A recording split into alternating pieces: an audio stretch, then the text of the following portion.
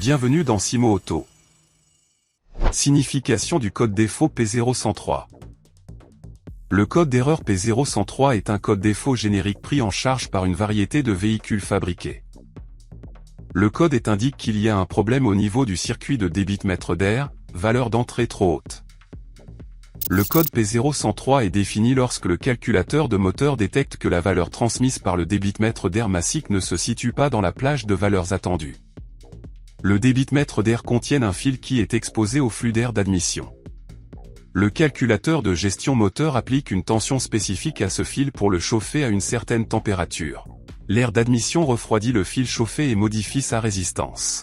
Et le calculateur modifie la tension qu'il applique au fil en réponse au changement de la résistance du fil. Et le calculateur utilise les informations de ce capteur pour surveiller le volume d'air d'admission. Les causes du code défaut P0103. Un problème dans le débitmètre d'air. Les éléments de mesure défectueuses. Un problème au niveau du câblage du débitmètre d'air. Un problème dans le calculateur. Les symptômes du code P0103. Enregistrement d'un code de défaut, et allumage le témoin de contrôle moteur. Perte de puissance. Ralenti instable. Fumée noire à l'échappement. Consommation de carburant.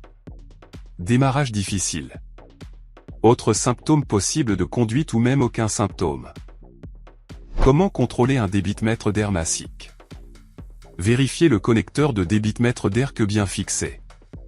Nettoyer l'emplacement de connecteur. Contrôle l'absence d'encrassement et d'endommagement. Contrôler le câblage du débitmètre d'air en vérifiant la continuité et l'absence de court-circuit à la masse sur chaque fil du connecteur. Contrôler le débitmètre avec un multimètre. Mettre le contact. Contrôler la tension d'alimentation, elle doit être 5 volts. Selon les constructeurs.